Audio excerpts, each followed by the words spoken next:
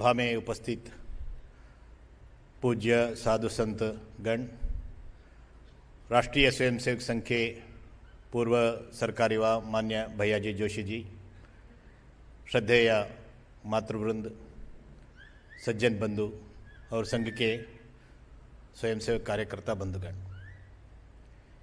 कल आदरणीय कृष्ण गोपाल जी ने परम पूज्य डॉक्टर केशव बलराम हेडगेवार जी जो बीज रूप में चिंतन और संगठन दोनों को कैसे स्थापित किया और उसका विस्तार कैसे बढ़ते गए, संघ स्थापना के 15 साल पूजनीय डॉक्टर साहब जब जीवित रहे उस समय में संगठन और चिंतन दोनों का विस्तार कैसे विस्तार होते गए, इसको बहुत सुंदर रूप में वर्णन तो किया है।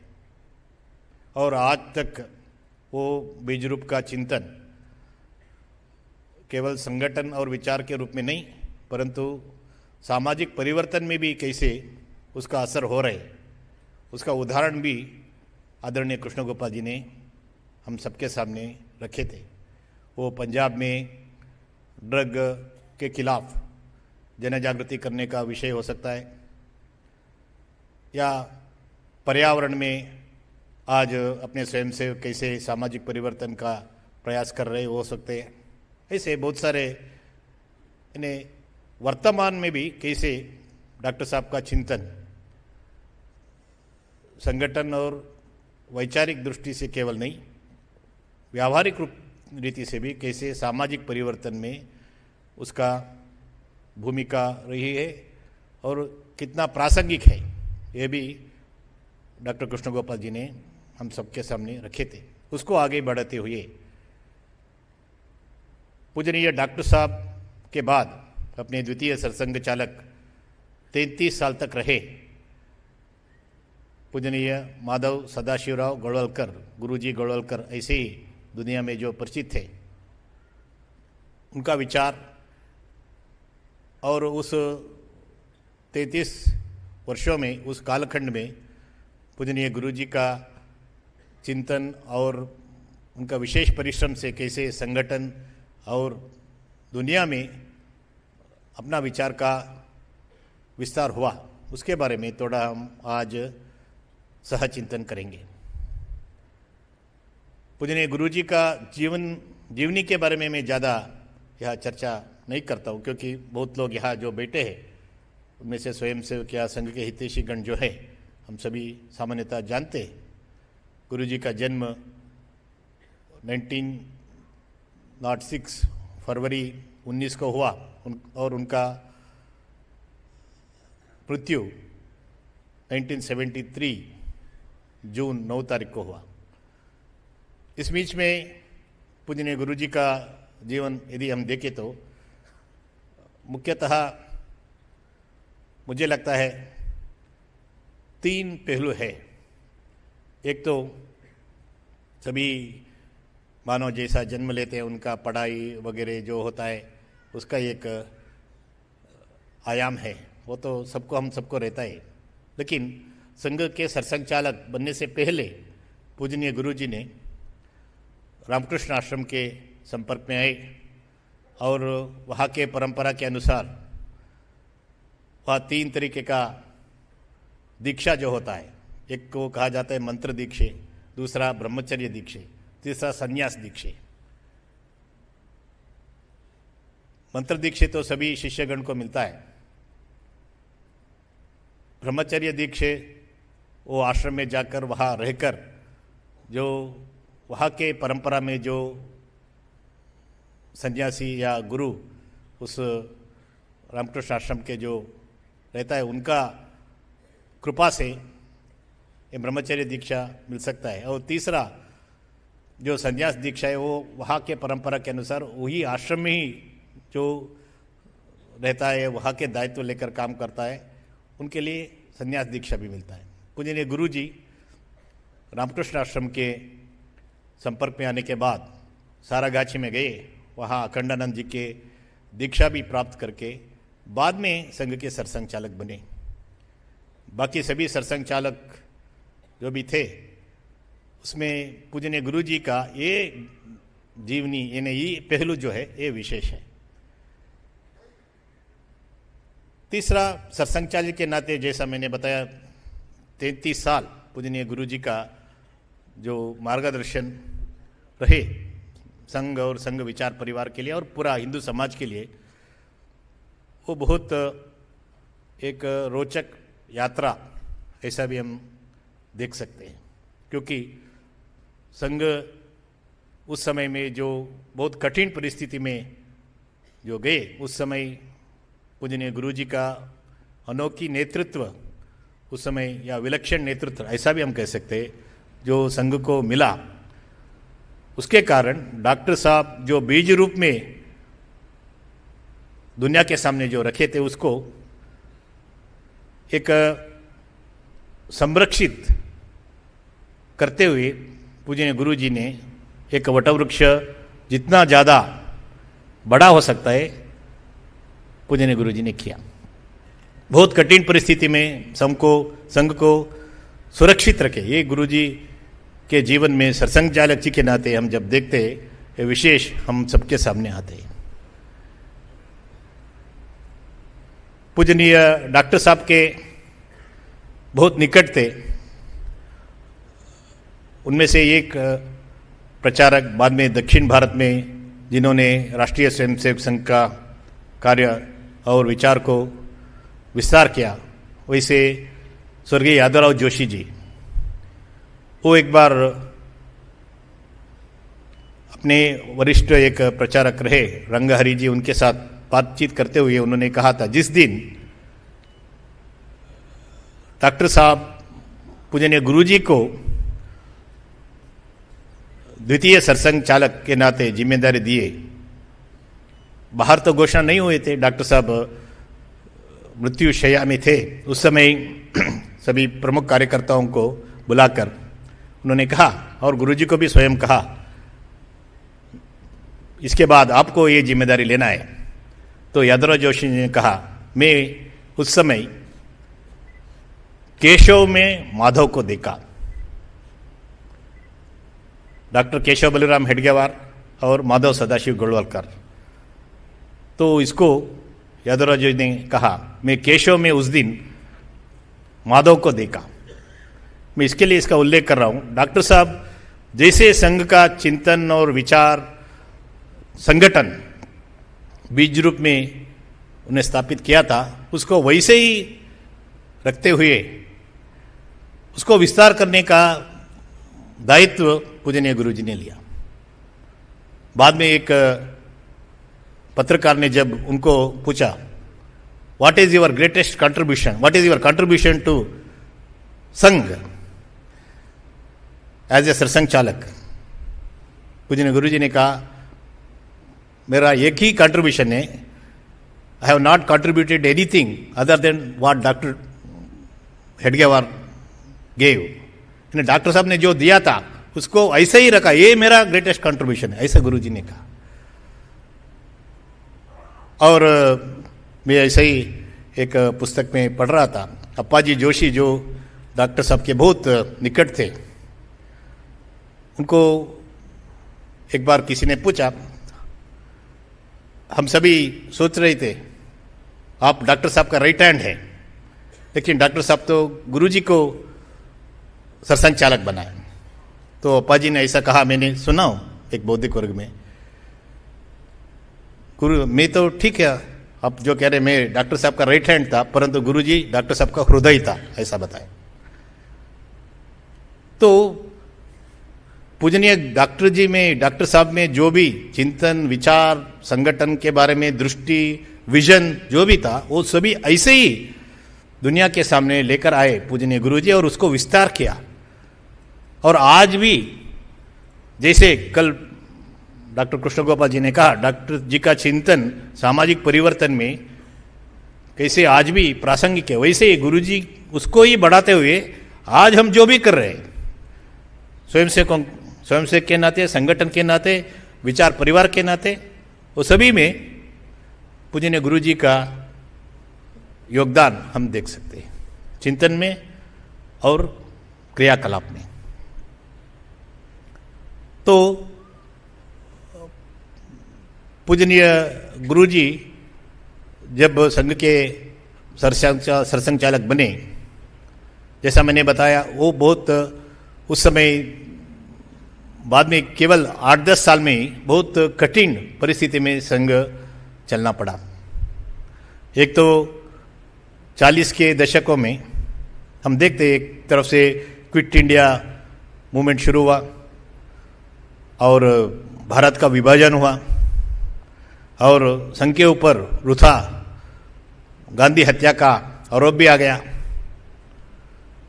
इस सभी समय में संघ को ठीक रीति से चलाने का, संघ को संरक्षित करने का, संघ जिस कठिन परिस्थिति में गया था उससे बाहर लाने का काम गुरु जी का नेतृत्व यानी गुरु जी ने किया। लेकिन उतना ही नहीं, इसमें जो विस्तार का बात जो कहा गया है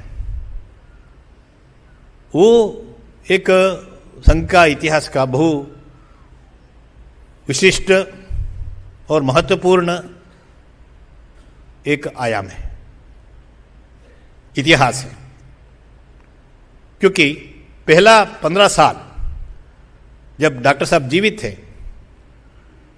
डॉक्टर साहब और उनके साथ जो कार्यकर्ता रहे वो सभी मिलकर पूरा भारत में संघ का कार्य पद्धति को लेकर गई। संघ का अपना शाखा कार्य पद्धति हर शहर में, बस्ती में, विशेषतः युवक लोग या बालक किशोर लोग एक साथ आए, वहाँ संस्कार पाए और एक संगठन, हिंदू समाज का संगठन का ढांचा खड़ा करने का जो अपना कार्य पद्धति है, संपर्क के आधार पर, प्रशिक्षण के आधार पर, प्रवास के आधार पर, संस्कार देने का विशेष एक व्यवस्था के आधार पर 1 घंटा में नित्य शाखा के द्वारा ये जो अपना कार्य पद्धति है वो समाज के लिए बहुत परिचित नहीं थे, बहुत नहीं, थोड़ा मात्र में भी परिचित नहीं थे।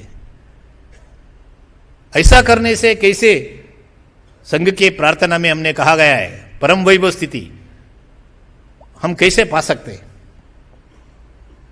केवल समाज में नहीं, स्वयंसेवकों का मन में भी शायद उसके बारे में कुछ जिज्ञासा होगी। लेकिन उस कार्य पद्धति को डॉक्टर साहब ने जो टोली नागपुर में निर्माण किया वो सभी युवक लोग थे, कम आयु के थे।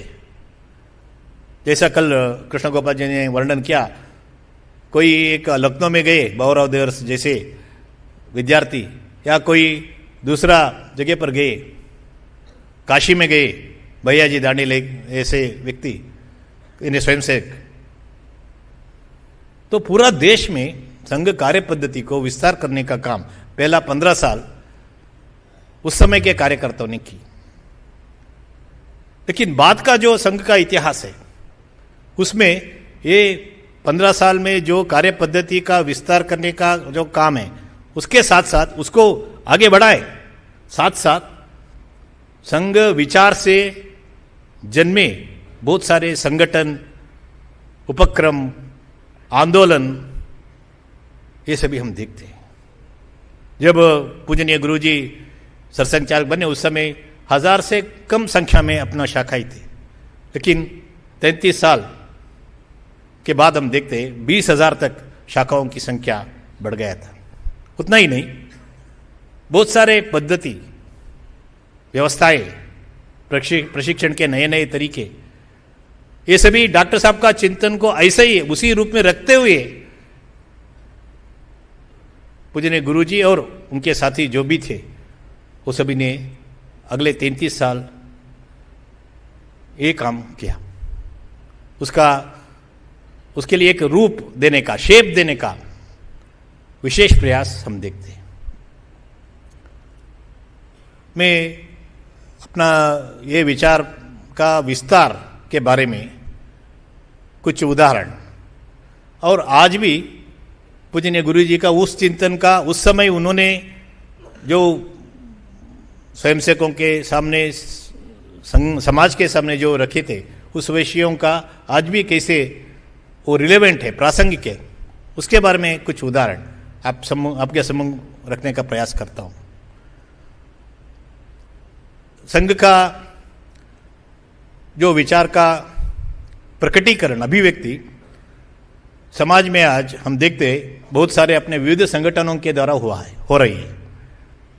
आज हम इसके अलावा जिसको संघ के अपनी परिभाषा में गतिविधि बोलते हैं, बहुत सारे आयाम उसके द्वारा भी हो रहे हैं, परंतु इस सभी का चिंतन पूजनीय गुरु जी के द्वारा 40 के दशक में ही हुआ था। जैसा मैंने बताया, 40 के दशक एक बहुत उथल पुथल का पूरा देश में, अपना मातृ समाज में ऐसा एक समय था। संघ के बारे में, संघ का भी ऐसा ही एक समय था। लेकिन उस बीच में गुरुजी और उनके साथ जो भी उस समय थे, उस सभी का चिंतन, ये विचार को कैसे एक तरफ से हम कह सकते हैं सामाजिकरण कर सकते, वो चिंतन और प्रयास जो भी चल रहा था। मैं 3 उसके बारे में जो हुआ, ऐसा एक 3 बार जो चर्चा हुई उसका मैं यहाँ उल्लेख करता हूँ। एक तो स्वतंत्र प्राप्ति के तुरंत बाद पूजनीय बाला साहेब जी देवरस, जो अपने संघ के तृतीय सरसंघ चालक रहे, और भैया जी दानी, ये दोनों के साथ आज बहुत सारे हम विविध संगठन के बारे में जो नाम सुनते हैं, उस संगठन का नाम नहीं था, परंतु उस संगठन कैसा हो सकता है इसके बारे में चर्चा पूजनीय गुरु जी ने किया था। इसका उल्लेख बाद में जब गुरुजी जन्मशती के समय संघ के वरिष्ठ प्रचारक रहे, अपना अखिल भारतीय बौद्धिक प्रमुख रहे मान्य रंगहरी जी, अभिलेखागार में उसके बारे में जो भी पत्रक वगैरह था उसके बारे में उल्लेख था, उसको उन्होंने लिखा है।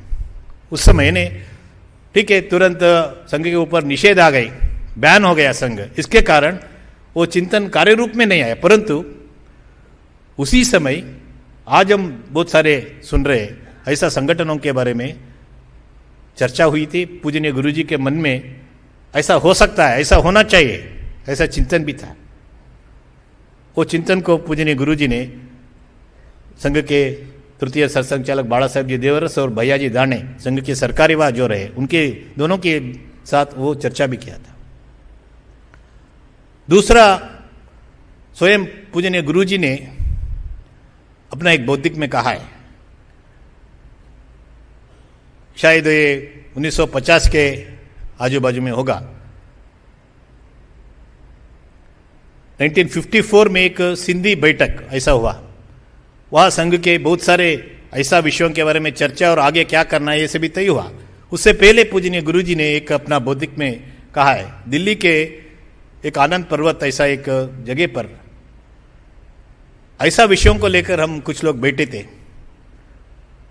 स्वतंत्र प्राप्ति के बाद संघ का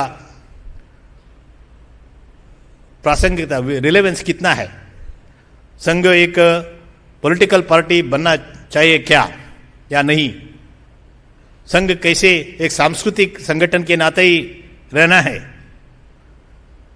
ऐसा बहुत सारे विषयों को लेकर लगभग 7-8 बिंदुओं को लेकर हमने एक बार चर्चा किए थे। ऐसा पूजनीय गुरुजी ने, ये भी रंगाहरी जी का गुरुजी के बारे में जो पुस्तिका है, ग्रंथ आया है एक 5 साल पहले, उसमें उन्होंने उल्लेख किया है। तीसरा एक, जैसा मैंने बताया 1954 में सिंधी ऐसा एक गांव में एक 7 दिन का चिंतन बैठक हुई। पहले जब डॉक्टर साहब जीवित थे उस समय भी सिंधी गांव में एक बैठक हुआ था, उसी जगह पर 1954 में फिर एक बार हुई, जिसमें सर्वांगीण उन्नति के बारे में और स्व के बारे में बहुत सारे विषय चर्चा हुई। परंतु आज के वर्तमान में बहुत प्रासंगिक और आगे के वर्षों में भी जिसके बारे में हम सभी स्वयं से काम करना है, उसके बारे में पूजनीय गुरु जी का चिंतन वहाँ व्यक्त होता है। वो सातों दिन संगठन पद्धति वगैरह के बारे में तो था ही चर्चा, हर दिन पूजनीय गुरु जी का एक बौद्धिक वर्ग रहता था, उसके आधार पर चर्चा। अंत में उसके समापन में गुरु जी कुछ विषय हम सबको मार्गदर्शन किए हैं। उसमें जैसा मैंने बताया, स्वतंत्र प्राप्ति यानी केवल पावर ट्रांसफर नहीं है, तो केवल एक राजनीतिक विषय ऐसा नहीं सोचना चाहिए। स्वराष्ट्र, स्वत्व और जीवन पद्धति में जो परिवर्तन आना है, अपना भारतीय दृष्टि जो होना है, उसके बारे में पूजनीय गुरु जी का मार्गदर्शन हमको सुनने के लिए मिलता है। उसमें ही ये सर्वांगीण उन्नति का चर्चा भी पूजनीय गुरु जी ने किया है। उससे पहले भी किया था, जैसा मैंने बताया, दिल्ली का जो चर्चा हुई थी उसके बारे में अपना बौद्धिक वर्ग में इसका उल्लेख भी किया है, परंतु विशेष रीति से वहाँ अपने मातृ समाज के प्रत्येक अंग में ये दृष्टि कैसा होना चाहिए, उसके आधार पर एक नया निर्माण सृष्टि आगे के वर्षों के लिए कैसा करना है, इसके बारे में पूजनीय गुरु जी का मार्गदर्शन वो सिंधी बैठक में हमको मिलता है। इन्हें ऐसा 3 और भी बहुत सारे हो सकते हैं अनौपचारिक चर्चा में वगैरह, लेकिन जो पूजनीय गुरु जी का जीवनी में लिखे गए ऐसा 3 प्रसंग है जहां आज हम जो देख रहे हैं, तो विस्तार का जो बात है, वहां पूजनीय गुरु जी का दृष्टि, विजन और एक्शन दोनों के बारे में हमको सुनने के लिए, समझने के लिए हो सकता है। जैसा मैंने बताया, बहुत सारे संगठन अपना शुरू हुई, लेकिन मैं 4 संगठन के समय में पूजनीय गुरु जी का मार्गदर्शन कैसा रहा, बाकी संगठन के लिए भी वो हम अप्लाई कर सकते हैं, उसको ही हम ले सकते हैं। एक तो बहुत चर्चित है जनसंघ का प्रारंभ। हम सभी जानते हैं संघ के ऊपर जब निषेध आ गए, उससे बाहर आने का उस समय संघ को एक नेतृत्व देने का काम गुरुजी तो किए। 1951 में जनसंघ का स्थापना हुई। बाद में 1 साल के बाद एक लुकास, ऐसा एक न्यूयॉर्क टाइम्स के पत्रकार पूजनीय गुरु जी का साक्षात्कार किया है, इंटरव्यू किया है। न्यूयॉर्क मैगजीन में वो पूजनीय गुरु जी से अपना प्रश्न रखने के समय, चर्चा संवाद करने के समय ऐसा कहता है, न्यूयॉर्क मैगजीन में हम संघ और जनसंघ दोनों के बारे में मैं एक लेख लिखना चाहता हूँ, इसके लिए आपका कुछ अभिप्राय मुझे चाहिए। पूजनीय गुरु जी उनको तुरंत कहता है,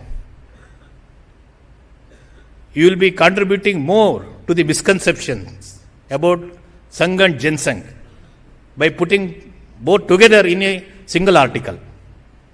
अब संघ और जनसंघ को एक ही लेख में लाने का प्रयास अपने जो कर रहे हैं, उसके कारण गलतफहमियां जो है, उसको कंफ्यूजन जो है, उसको और ज्यादा उसको ऐड करने वाले ऐसा कहते हैं। लेकिन बाद में संवाद आगे बढ़ता है, उसमें पूजनीय गुरु जी ये भी कहता है, जब हम निषेध संघ के ऊपर था, मैं जेल में जब था, उस समय भी हमको ऐसा लग रहा था यदि सरकार ये बैन को नहीं उठाए तो हमको हमारे बारे में बोलने वाले कोई नहीं है, तो आवश्यक है तो हमको एक राजनीतिक पक्ष को स्थापना करना पड़ेगा, ऐसा हमारा मन में भी आया था। और इंटरव्यू में वो पूजनीय गुरु जी कहता है। और पूजनीय गुरु जी का वो सिवान में जेल में जब थे, उस समय बाड़ा साहब जी को एक पत्र पूजनीय गुरु जी ने, उसमें भी इसका उल्लेख है। और मौली चंद्र शर्मा ऐसा एक महान भाव जो सरकार और संघ के बीच में थोड़ा संवाद बयान उठाने के लिए वो करने का प्रयास जो कर रहे थे, उन्होंने भैयाजी दाढ़ी को एक प्रारूप दिखाया था गुरुजी का चिंतन के आधार पर। उसमें भी ये राजनीतिक पक्ष कैसा होना चाहिए, कैसा हो सकता है, इन्हें चिंतन तो एक बार आया था, परंतु उसको स्थापना हमने नहीं की क्योंकि संघ पर बयान उठ गई। परंतु जब श्यामा प्रसाद मुखर्जी गुरुजी को आकर मिले और सहायता मांगे, ऐसा एक पॉलिटिकल पार्टी के लिए संघ सहायता करना है ऐसा, उसके बारे में भी वो न्यूयॉर्क टाइम्स का इंटरव्यू में पूजनीय गुरुजी ने कहा है। ये तो डॉक्टर श्यामा प्रसाद मुखर्जी ने जो स्थापित किए हुए एक पॉलिटिकल पार्टी था बंगाल के, परंतु उन्होंने जब आकर हमसे संघ का सहायता मांगे, हम तो एक कार्यकर्ताओं को दिए, परंतु हमारा मन में निश्चित है सर्वांगीण उन्नति का काम जो है वो जितना भी महत्व हो एक राजनीतिक पक्ष, केवल उसके द्वारा नहीं हो सकता है। और इसके लिए हमको एक हम सांस्कृतिक संगठन के नाते सांस्कृतिक उत्थान जो करना है मूल्यों के आधार पर, वो काम बहुत महत्व का है। तो जनसंघ जैसा संगठन या राजनीतिक पक्ष को सहायता करने के समय भी और आगे भी गुरुजी का मन में जो स्पष्टता थी, आज भी जो बहुत प्रासंगिक है।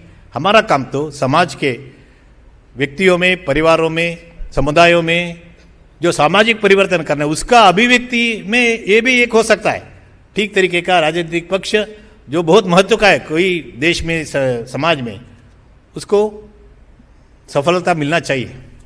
लेकिन वही एक ही मार्ग और वही महत्व का मार्ग ऐसा नहीं है।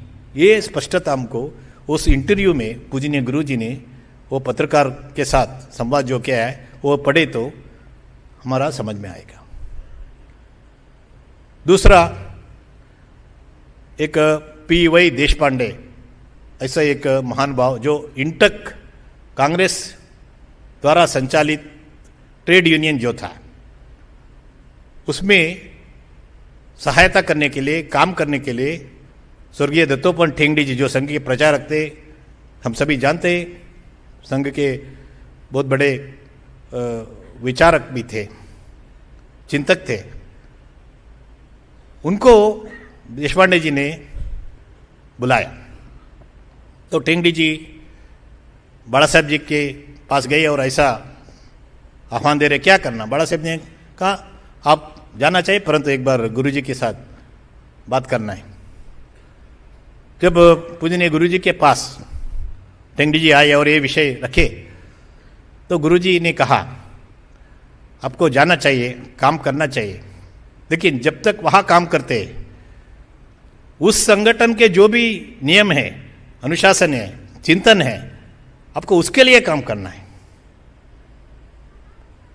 ठीक है, आप संघ के स्वयं से के, परंतु उस संगठन में जब आप काम करते उसका जो भी आधार है उसको च्युति ना पहुंचाते हुए आपको काम करना है।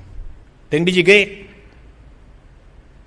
लेकिन कुछ ही समय में, 1-2 साल में ही वो अनुभव में आया, हमारा जो चिंतन होता है या अपना पद्धति जो होता है विशेषता, उसके आधार पर काम करने के लिए वहाँ मुश्किल है। लेकिन वो जब वापस आए बाद में 1955 में भारतीय मजदूर संघ का स्थापना पूजनीय गुरुजी के मार्गदर्शन में ठेंगड़ी जी ने की। वहाँ जो अनुभव मिला, वो अनुभव को उस समय तक हमारा काम जहाँ नहीं था, श्रमिक वर्गों के बीच में एक संगठन के रूप में ठेंगड़ी जी ने शुरू किया। एक बहुत ऐसा एक जिसको कहा सकता है एक विशेष या विचित्र परिस्थिति, क्योंकि वहाँ तो ट्रेड यूनियन में जो भी अनुभवी लोग हैं, हम सभी जानते हैं, वहाँ तो ज़्यादा चर्चा होती है आर्थिक विषयों के बारे में, अपना स्वयं के बारे में, जो भी तनख्वाह है, बोनस है, ट्रांसफर है, इसके बारे में। वहाँ राष्ट्रीयता, मातृभक्ति, संस्कार, ऐसा विषयों को स्थापित करना, वो एक विशेष दृष्टि और प्रयास चाहिए। लेकिन पूजनीय गुरु जी के मार्गदर्शन में दत्तोपंत टेंगड़ी जी, उनका स्वयं का आप बहुत सारे बौद्धिक या लेख पढ़े तो भी हमारा समझ में आते कैसे इसको एक मार्गदर्शन और चिंतन, ऐसा एक विशिष्ट परिस्थिति में पूरा एक तरफ से आर्थिक, दूसरा तरफ से राष्ट्रीय, ये दोनों का संतुलन करते हुए कैसा भारतीय मजदूर संघ का विकास हुआ। गुरुजी जब नासिक में थे, एक बार टेंगड़ी जी वहाँ आते और ये चर्चा में टेंगड़ी जी का गुरुजी के पास एक प्रश्न था, हमको कुछ विशेष कोई व्यक्ति को चुनना यदि चाहिए तो जो पूरा देश में सभी जगह पर जो स्वीकृत है और हमारा बीएमएस के लिए, ट्रेड यूनियन के लिए ठीक है, ऐसा कौन है? तो गुरुजी विश्वकर्म का उदाहरण देते हैं। तो आज भी बीएमएस में विश्वकर्म जयंती एक महत्व आचरण है, उसमें अपना प्राचीन यानी आर्षेय दृष्टि भी है, साथ साथ एक श्रमिक के नाते कैसे हमारा योगदान समाज के लिए हो सकते है, ये भी है विश्वकर्म के एक व्यक्तित्व में। तो ऐसे प्रत्येक संगठन, वो जनसंघ का विषय हो सकता है, बीएमएस का विषय हो सकता है, या बाद में यानी उससे पहले 1952 में उत्तर प्रदेश में सरस्वती शिशु मंदिर पहला जो शुरू हुआ, उससे पहले एक बार पूजनीय गुरुजी के साथ पंडित दीनदयाल उपाध्याय, भाऊराव जी देवरस, रज्जू भैया जी, नानाजी देशमुख, ये सभी बैठकर शिक्षण में अपना दृष्टि कैसा होना चाहिए, उसके लिए शालेय शिक्षण, स्कूल एजुकेशन में हम क्या करना है, इसके बारे में चर्चा की थी। उसके आधार पर शुरू हुआ पहला सरस्वती शिशु मंदिर गोरखपुर में स्वर्गीय नानाजी देशमुख जी के नेतृत्व में।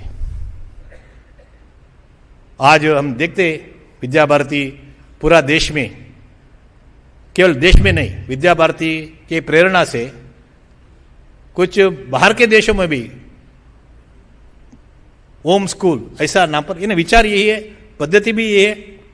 वहाँ जो हिंदू है, वहाँ के नए पीढ़ी के बच्चों के लिए कैसा शिक्षण देने, एक उसमें अपना सांस्कृतिक मूल्यों के बारे में, भारत में अपना राष्ट्रीय दृष्टि के बारे में, और अभी अभी जो भारत सरकार ने new education policy, national education policy लाया है, उसमें विद्या भारती के कुछ बंधुओं भी अपना चिंतन के रूप में योगदान भी किया है। तो विद्या भारती एक केवल एक संस्था नहीं, कोई देश में, कोई समाज में, शिक्षा क्षेत्र में, शिक्षण में जैसा दृष्टि होना चाहिए और हमारा देश में जो था अभी भी है, उसमें क्या परिवर्तन लाया है, परिवर्तन लाना है, इसके बारे में पूजनीय गुरु जी का दृष्टि, स्पष्टता, उसको आधार बनाकर विद्या भारती या सरस्वती शिशु मंदिर का विकास हुई। ऐसे प्रत्येक संगठन या विचार या इनिशिएटिव, उपक्रम जो भी स्वयंसेवकों ने किया, वो संघ के ऊपर निषेध और उसके पहले उसके बाद भी जो विद्यार्थी क्षेत्र में विद्यार्थी परिषद का जो जन्म हुआ, या राष्ट्र अपना प्रकाशन संस्थाएं शुरू जो हुई,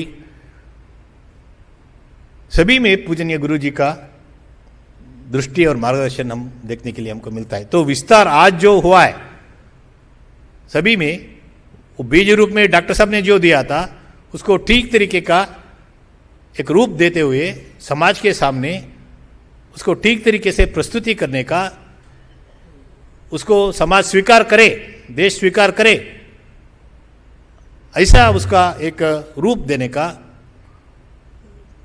एक कार्य, विशिष्ट कार्य परम पूजनीय गुरु जी ने की। तो इसके लिए मैं सुना अपने संघ के एक वरिष्ठ अधिकारी अपना बौद्धिक में कहा डॉक्टर साहब सूत्रकार थे, गुरुजी उसका भाष्यकार थे। जो सूत्र में अभी हम देखते ब्रह्म सूत्र में जो कहा गया है उसको आदि शंकराचार्य जी ने उसको समाज के सामने कैसा उसको समाज कैसा उसको समझ सकते, ऐसा उसको उन्होंने भाष्य लिखे।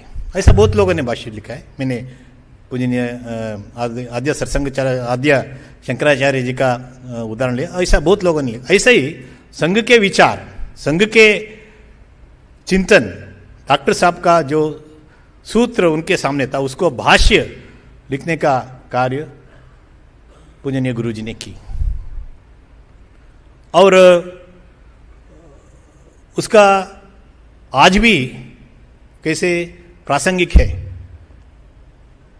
मैं एक दो विषय पूजनीय गुरु जी का चिंतन उस समय जो हुआ था, आज भी और आगे भी उसका रिलेवेंस कैसा हो सकता है, इसके बारे में एक दो उदाहरण के रूप में आपके सम्मुख रखने का प्रयास करता हूँ।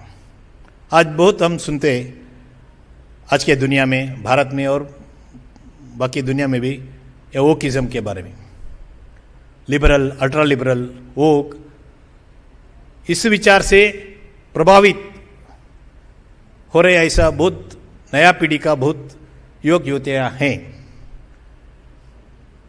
लेकिन ये सभी जो भी विचार ऐसा जो है, left, liberal, ultra liberal, liberal, woke, जो भी है, वो जो भी उसका प्रभाव में है, उनका आप विचार सुने तो मूल रूप में सुख की कल्पना क्या है वहां जाता है। इंडिविजुअल राइट्स, ऐसा जो इंडस्ट्रियल रेवोल्यूशन के समय में पाश्चात्य दुनिया में जो शुरू हुआ, उसका अलग अलग रूप लेते हुए ये आया है। बहुत बार हम पढ़ते या सुनते भी है,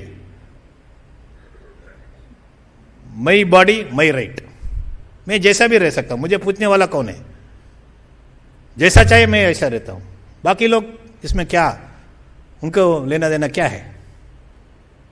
ये चिंतन आप जो भी आज नया जमाने का जो भी सुनते अलग अलग शब्द, ऐसा उसको प्रभावित युवक युवतियाँ उनका चिंतन आप थोड़ा बारीकी से समझने का प्रयास किया तो वहाँ आकर रुकता है।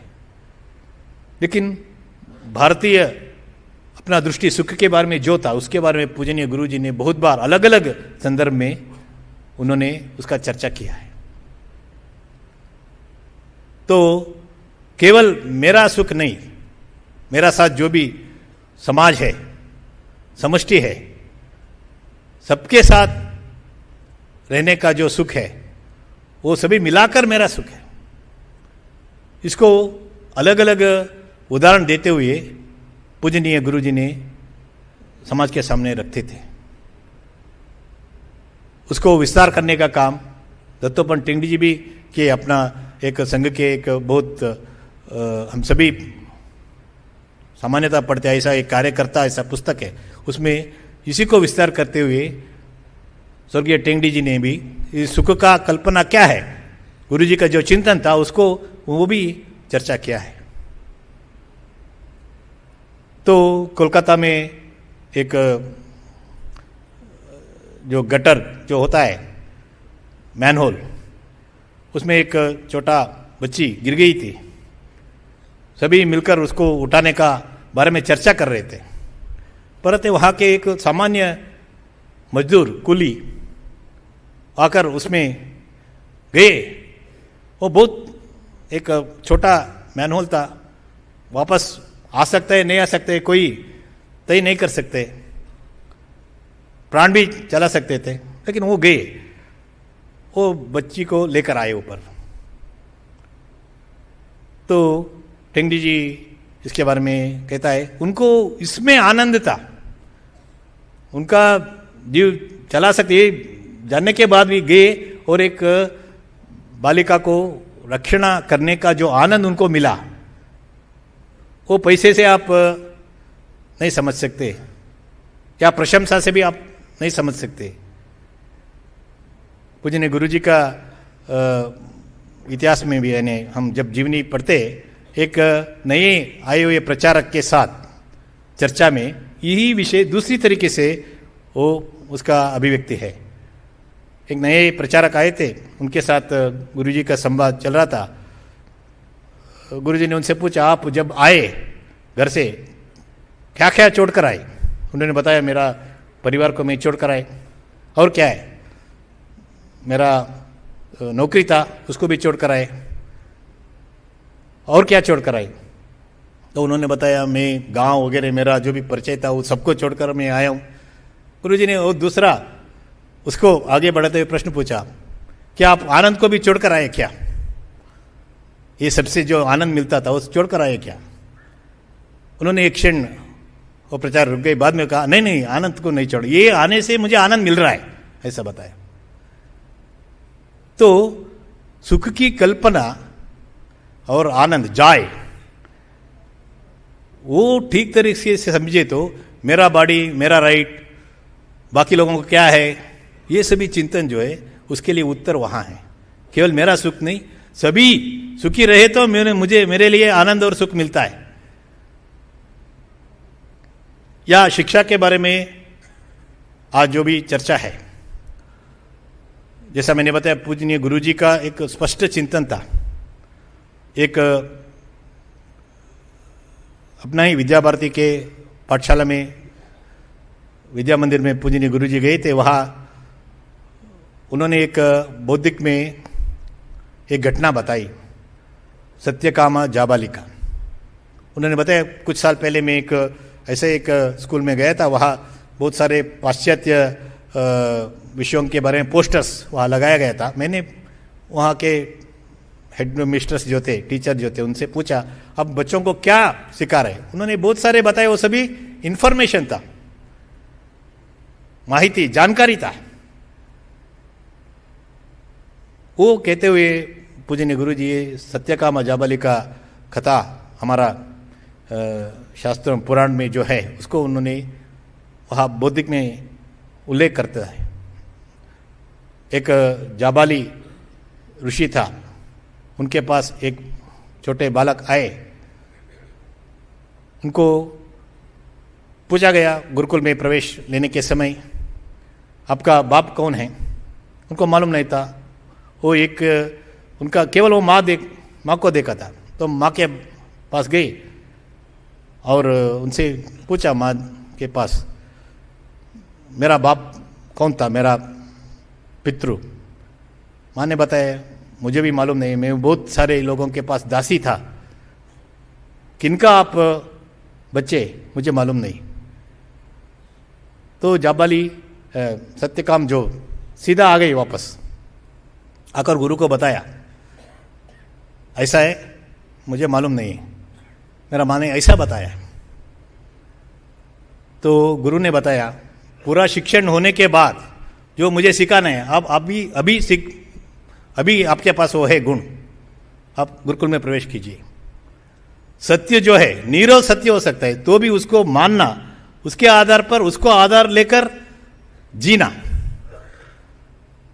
पूजनीय गुरुजी इसके बारे में हमको सत्य सिखाना है, सत्य के आधार पर अपना जीवन को निर्माण करना है।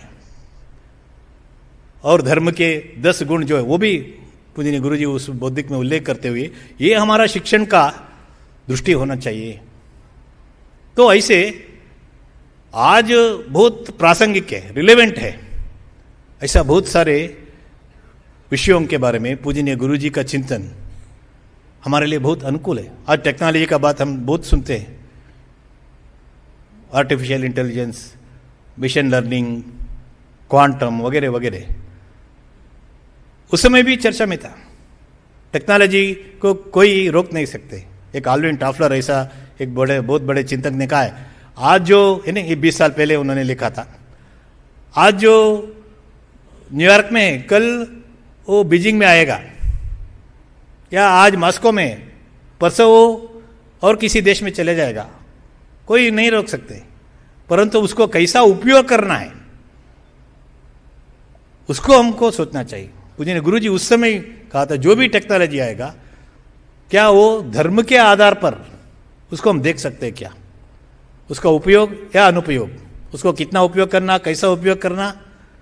आज दुनिया में फिर ये आर्टिफिशियल इंटेलिजेंस आने के बाद बड़ा चर्चा ये है एथिकल यूज ऑफ एआई। वही पूजनीय गुरु जी ने कहा था, धर्म के आधार पर सोचकर उसको कैसा उपयोग करना है। तो ऐसे आज बहुत आवश्यक है, ऐसा विषयों के लिए भी पूजनीय गुरु जी का चिंतन हमारे लिए बहुत प्रासंगिक है। और आज हम देखते समाज में अभी इस कार्यक्रम शुरू होने से पहले माननीय भैया जी संतों के साथ चर्चा में ये विषय चर्चा कर रहे थे। आज भी समाज परिवर्तन के लिए बहुत सारे हमारे सामने चुनौतियां हैं। संघ के अपने आज के परम पूज्य सरसंघ चालक माननीय मोहन जी आज भी एक हमारा स्वयंसेवकों के सामने एक आह्वान 6 साल पहले रखा। आज भी हमारा देश में हजारों गांव ऐसा है जहां सभी के लिए एक जल स्रोत से पीने का पानी नहीं मिल सकता है। अलग अलग जाति के लिए सोर्स ऑफ वाटर, पीने का ड्रिंकिंग वाटर इज डिफरेंट। गांव के मंदिर में सभी जाति के लिए प्रवेश नहीं, ऐसा ही बहुत सारे हजारों गांव आज भी है देश में। स्मशान भी। तो इन्हें समाज में इतना आचरण में इतना असंतुलन, तारतम्य है। पूजनीय गुरु जी उस समय 1969 में कर्नाटक में उडुपी में कर्नाटक राज्य का एक विश्व हिंदू परिषद का महासम्मेलन जो हुआ था, वहाँ बहुत सारे साधु संत उपस्थित थे। उनके सामने ये विषय चर्चा करते हुए कैसे धर्म, जाति भेद, ऊंच नीच भाव को दूर करने का एक उपकरण, साधन है, इसको बहुत अच्छी तरीके से लॉजिकली और अपना आर्षेय ज्ञान जो है उसके आधार पर भी उन्होंने प्रस्तुति किया था। वहां सभी मठाधिपति साधु संतों ने स्वीकार भी किया, धर्म के आधार पर कोई भेदभाव नहीं होना चाहिए। उससे पहले पूजनीय गुरु जी अपना भाषण में साधु संतों मठाधिपतियों के सामने जो विषय रखा उसमें उन्होंने कहा था, धर्म आचरण यानी हमारा व्यक्तिगत व्यवहार कैसा होना चाहिए। चोरी नहीं करना है, दूसरों के वस्तु पर उसको अपेक्षा हमको नहीं करना है, ऐसा बहुत सारे है। साथ साथ धर्म का ये भी एक बहुमूल्य महत्व का विषय है। समाज इकट्ठा जीने के लिए भी धर्म आधार बनना चाहिए। संगठित रीति से समाज रहने के लिए भी धर्म ही आधार है।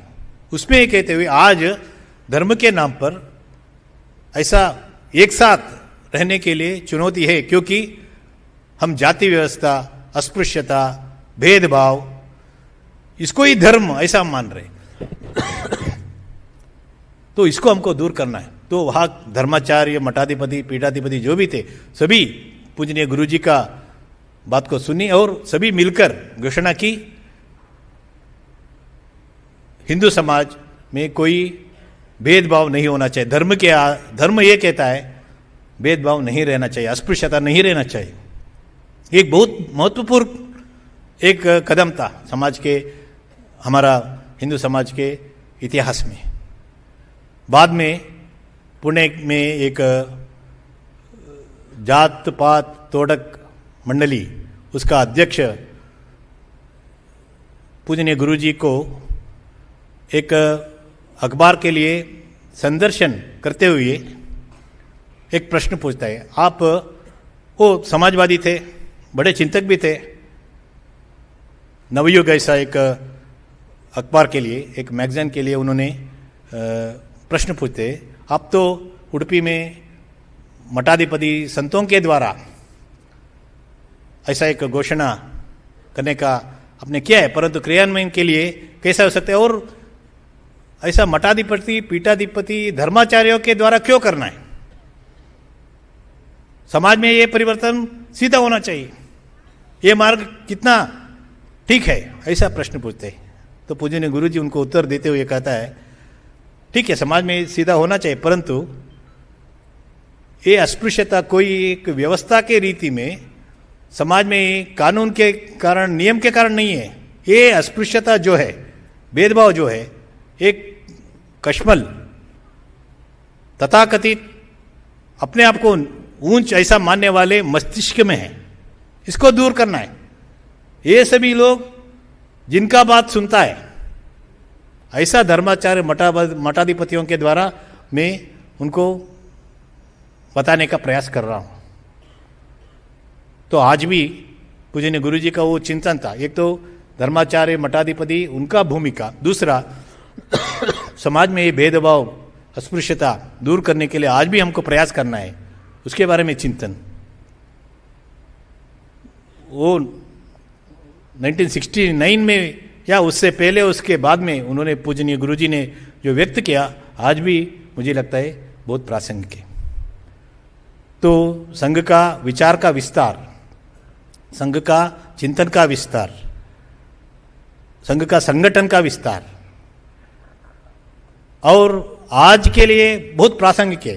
केवल भारत में नहीं, दुनिया में जहां जहां पर हिंदू जी रहे, सभी के लिए जो आवश्यक है, ऐसा चिंतन विचार पूजनीय गुरु जी ने, डॉक्टर साहब जो बीज रूप में रखा था, जैसा मैंने बताया, डॉक्टर साहब सूत्र रूप में रखा था, उसको भाष्य करने का बहुत महत्वपूर्ण कार्य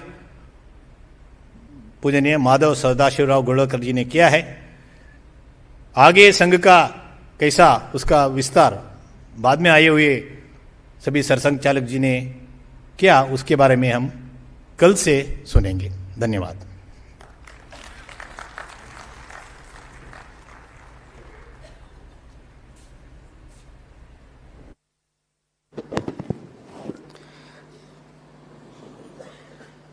बहुत बहुत धन्यवाद। इस बौद्धिक के बाद आप में से कुछ लोगों के मन में कुछ प्रश्न भी होंगे, और हम नहीं चाहते कि उसका समाधान किए बगैर आप यहां से जाए, तो प्रश्नों का अवकाश है। कृपया जल्दी अपने प्रश्न पूछे, अपने प्रश्न छोटे रखें, और अभी जिस विषय पर बात हुई है उसके संदर्भ में प्रश्न पूछे। माइक है, आप अपना हाथ खड़ा कर सकते हैं।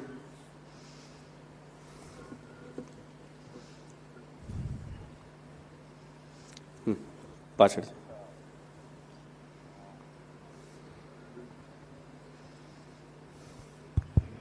नमस्कार। आधुनिक शिक्षण पद्धति में जो सुधार लाने की जरूरत है, उसमें संघ की क्या भूमिका कहां तक है, वो कृपया समझाएं। साथ में लेने हैं प्रश्न या?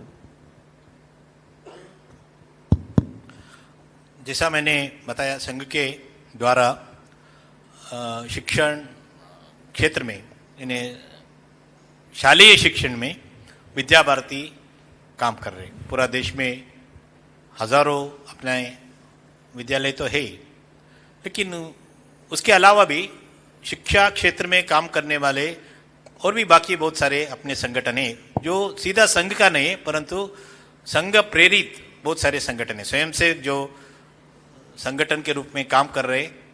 ऐसे जो अखिल भारतीय विद्यार्थी परिषद हो, शैक्षिक महासंघ हो, भारतीय शिक्षण मंडल, संस्कृत भारती, ऐसा बहुत सारे ऐसे स्वयंसेवकों द्वारा चला रहे ऐसा बहुत सारे संगठन हैं।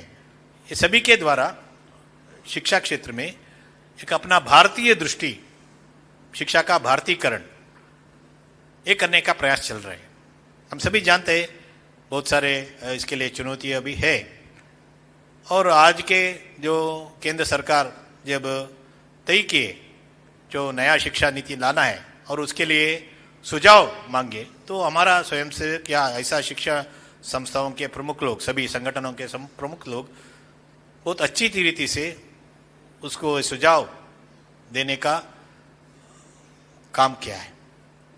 लेकिन बहुत बार शिक्षा यानी शिक्षण यानी एजुकेशन यानी स्कूल के बारे में हो जाता है। बहुत लोग, हम सभी ऐसे ही सोचते हैं, जिसको कहा जाता है 9 to 5। लेकिन हमारा दृष्टि से संघ के आज के सरसंघचालक पूजनीय मोहन जी बहुत बार कहा है, शिक्षा में 3 हिस्से हैं। एक तो परिवार में क्या मिल रहा है, दूसरा समुदाय में क्या मिल रहा है उनको, यानी फैमिली, स्कूल, कम्युनिटी, तीनों का इसमें योगदान रहता है। बहुत बार हम शिक्षा नीति यानी, ठीक है शिक्षा नीति तो एक पॉलिसी के नाते स्कूल शिक्षण में आना है, परंतु बाकी 2 भी उतना ही महत्व का है। एक मार्क ट्वेन ऐसा बहुत बड़े चिंतक था, उन्होंने एक बार कहा, I have never allowed my schooling to interfere with my education। ऐसा यानी स्कूल, मेरा शिक्षण जो है यानी जीवन का दृष्टि जो होना चाहिए वो शिक्षा है, जैसा पूजनीय गुरुजी ने कहा, उसमें इंटरफेयर करने के लिए स्कूल को नहीं छोड़ा, ऐसा मार्क ट्वेन ने कहा था। तो हमको ये तीनों विषयों के बारे में सोचना है। शिक्षा क्षेत्र में जो भी अपना संगठन स्वयं सेवक वो तो योगदान कर रहे, परंतु समाज भी इसमें ज्यादा से ज्यादा भाग लेना है।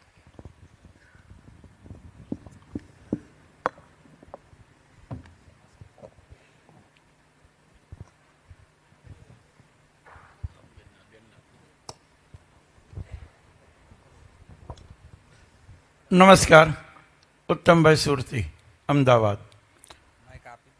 परम पूजनीय गुरु जी ने अपने कार्यकाल में विविध संगठनों का विस्तार किया। इसमें भारतीय जनसंघ, विद्यार्थी परिषद, भारतीय मजदूर संघ और विश्व हिंदू परिषद। तो विश्व हिंदू परिषद की स्थापना किस समय किया और किस वर्ष में किया और क्या विचार रखे परम पूजनीय गुरु जी ने, उसके बारे में जरा आप विस्तार से बताइए। विश्व हिंदू परिषद का स्थापना 1964 में हुआ। एक ट्रिनिडाद से कपिल देव इस नाम के महान भाव पूजनीय गुरुजी को मिलने के लिए आए। गुरुजी उस समय बेलगाम में प्रवास कर रहे थे, वहाँ आए और दुनिया में हिंदुओं की उस समय के परिस्थिति जो था, कुछ देशों में हिंदू एक समुदाय के नाते संकष्ट में थे और कुछ देशों में है ना, सभी देशों में हिंदू संस्कार अगले पीढ़ी को देने के लिए कुछ व्यवस्था नहीं था। ये सभी चर्चा होने के बाद पूजनीय गुरुजी उस समय के बड़े बड़े जो संत थे और हिंदू नेतृत्व जो था, उदाहरण के लिए चिन्मयानंद, उस समय के स्वामी चिन्मयानंद या मास्टर तारानाथ, ऐसा बहुत सारे शंकराचार्य, ये सबके साथ चर्चा करते हुए विश्व हिंदू परिषद का स्थापना की। और उद्देश्य तो यही था, दुनिया में कहाँ पर भी हो वो हिंदू, हमारा हिंदू संस्कृति, धर्म, हमारा मूल्यों के आधार पर जीना है, उसके लिए जो भी सहायता चाहिए, संरक्षण चाहिए, व्यवस्थाएं चाहिए, उसको देने के बारे में था। आज हम देखते हैं विश्व हिंदू परिषद दुनिया के बहुत सारे देशों में है, भारत में तो है ही, और सामाजिक परिवर्तन में, श्रद्धा जागरण में, धर्म जागरण में विश्व हिंदू परिषद का बहुत बड़ा योगदान है।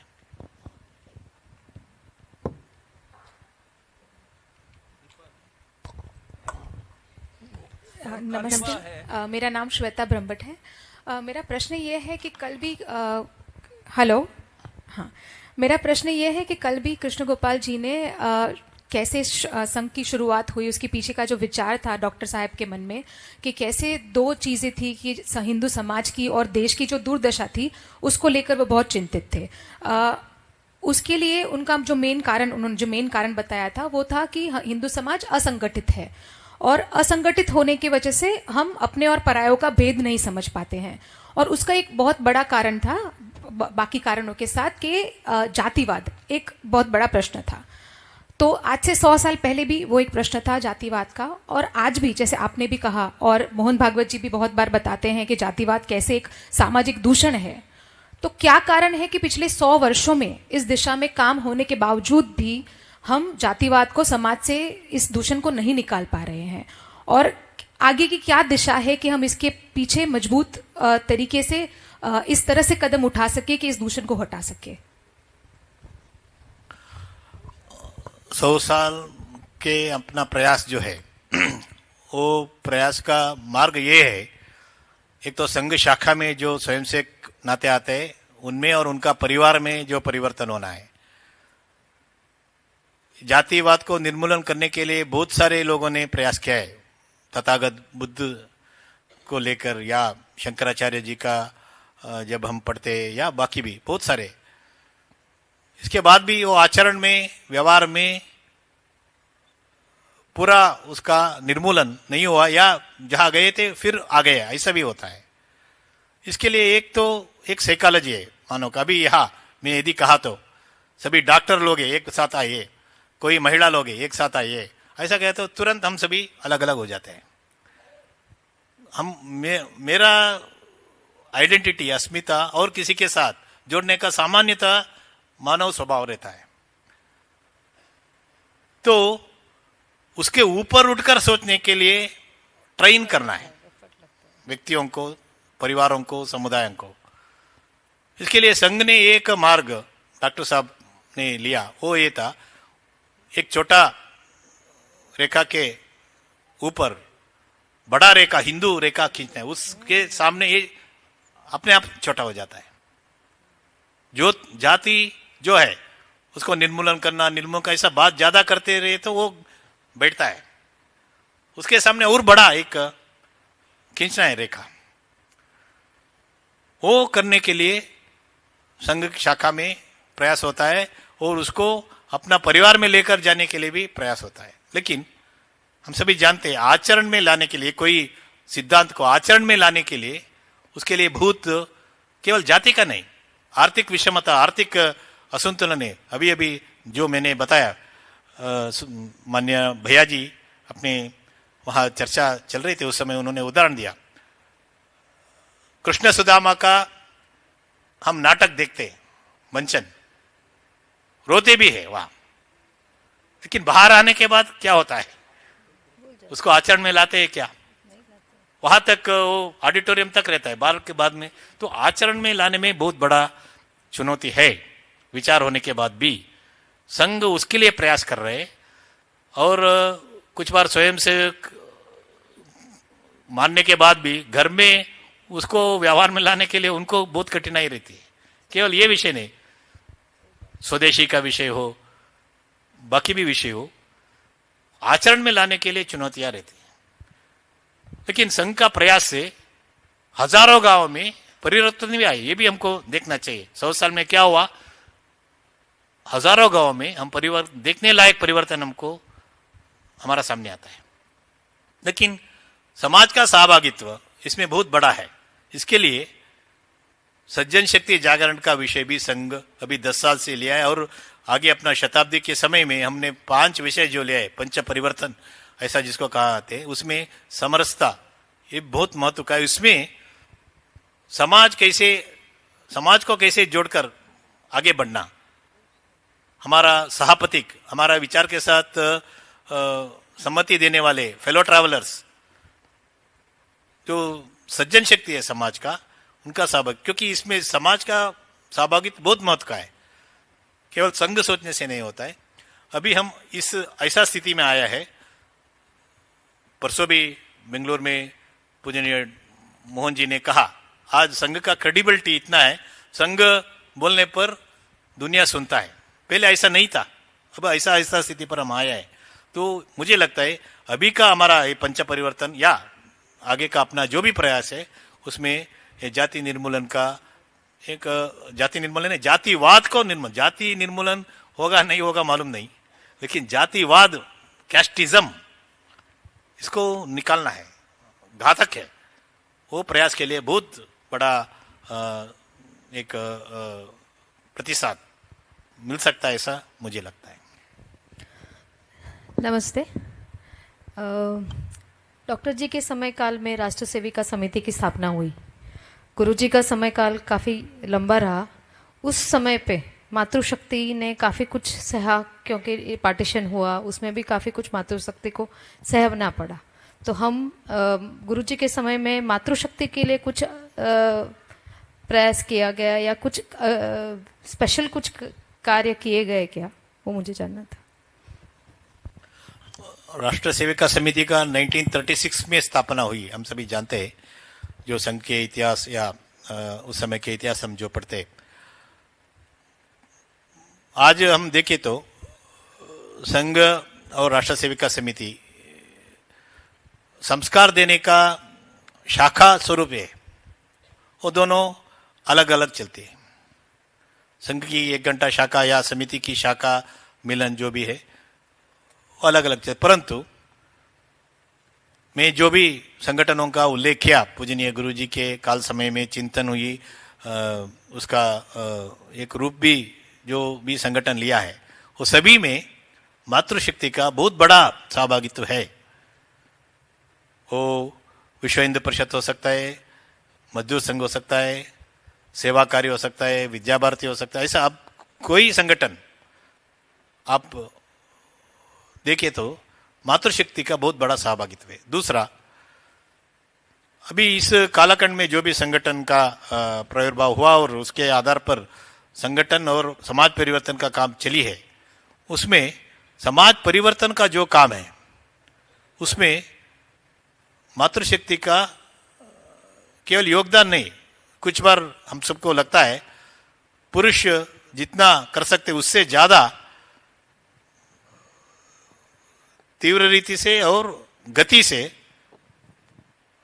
माता बहन अपने सामाजिक परिवर्तन ला सकते हैं। ऐसा जो सेवा कार्य के द्वारा सेवा बस्तियों में अपना काम हो सकता है, शिक्षा क्षेत्र में हो सकती है, रुग्ण सेवा में हो सकता है, ऐसा आप जो भी देखिए समाज परिवर्तन का काम है, उसमें संघ स्वयंसेवक या संघ चिंतन से जो भी हमने कर रहे उसमें मातृशक्ति का बहुत बड़ा सहभागित्व है। अभी अभी 15 दिन पहले इस महीने में ही बेंगलुरु में पूरा अपना संघ विचार प्रेरित जो भी संगठन है उसमें मातृशक्ति जो उसका नेतृत्व है, लीडरशिप जो है, ऐसा 400 लोगों का 3 दिन का एक चिंतन बैठक हुई, जिसको हम कहते हैं महिला समन्वय। तो उसमें सबको अनुभव में आया इतना बड़ी मात्रा में संघ विचार को लेकर समाज में परिवर्तन लाने का, संगठन करने का काम मातृशक्ति कर रही। ये सभी पूजनीय गुरु जी का 33 साल का सरसंघ चालकत्व जो था उस समय भी हुआ, उस समय ज्यादा हुई, इन्हें प्रारंभ वहां हुआ, अभी बढ़ रहे।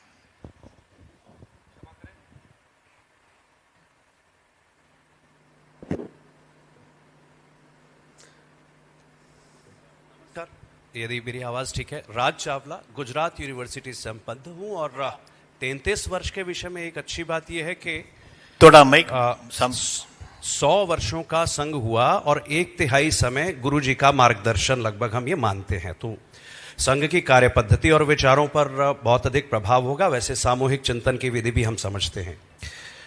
गुरु जी का जो कार्यकाल था उसमें कई बड़ी घटनाएं हुई, मगर कुछ घटनाओं को बताऊं तो वो आज से बड़ा रिलेवेंट है। 1946 डायरेक्ट एक्शन डे, 47 विभाजन की विभीषिका जिसे आज हम कहते हैं, करोड़ों हिंदुओं का पलायन हुआ। इसके बिना आएगा नहीं, उसी पे आ रहा हूं। गुरुजी ने बहुत कुछ लिखा और ऐसी घटनाएं भी। बंच ऑफ थॉट्स के बारे में हम जानते हैं। रिलीजियस फंडामेंटलिज्म आज एक बड़ी समस्या है। हमने अभी देखा दिल्ली में, गुजरात में जिस तरह की घटनाएं हुई, तो मैंने बैकग्राउंड का रेफरेंस इसीलिए दिया।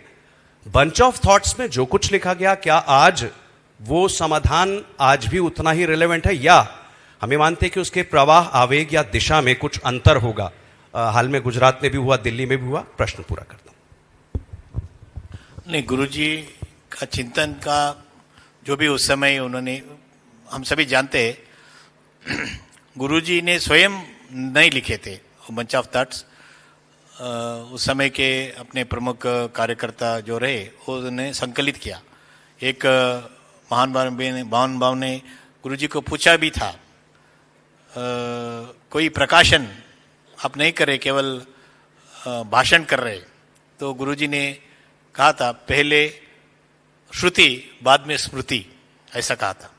पहले श्रुति यानी हम सभी जानते हैं शास्त्र में श्रुति जिसको कहा जाता है, बाद में स्मृति, बाद में वो प्रकाशित हुआ पुस्तक के रूप में। लेकिन संघ में हम जब भी जानते हैं विषय भी आगे बढ़ता है, विस्तार भी होता है और उसका चिंतन में भी प्रगति होती है। लेकिन मूल रूप में डॉक्टर साहब गुरुजी जो कहा था उसका ही विस्तृत रूप है आज जो भी पंच परिवर्तन का विषय हो सकता है, या आपने जैसा कहा रिलीजियस फंडामेंटलिज्म के बारे में हमारा दृष्टि हो सकता है, उसी का है। परंतु आज के वर्तमान में उसको कैसा निर्वहन करना एक समाज के नाते वो बदलते रहती है। स्वयं डॉक्टर साहब का जीवन में हम देखते हैं वो क्रांतिकारी थे, बाद में उनको लगा एक क्रांतिकारी एक पूजनीय विषय हो सकता है, परंतु जो हुतात्मा बनते उनको समाज सम्मान देते, गौरव देते, परंतु अपने घर में ऐसा हो सकता है क्या, ऐसा प्रश्न है तो बहुत लोग सोचते हैं। तो समाज को स्वीकार करने के लिए सामाजिक संगठन, सांस्कृतिक संगठन का आवश्यकता है। वैसे ही पूजनीय गुरुजी ने उस समय जो कहा था आज भी रिलेवेंट है, प्रासंगिक है, लेकिन समाज में उसके बारे में व्यवहार कैसा होना चाहिए। आज भारत में संविधान है, भारत में न्याय पद्धति है, उसके आधार पर कैसा इसको देखना है, निर्वहन करना है। वो गुजरात में हो सकता है, दिल्ली में हो सकता है, उसको ऐसा ही देखना है। संगठन के नाते, विचार के नाते पूजनीय गुरुजी ने उस समय जो कहा था आज भी वैसा ही अपना व्यवहार होना चाहिए, ऐसा मुझे लगता है।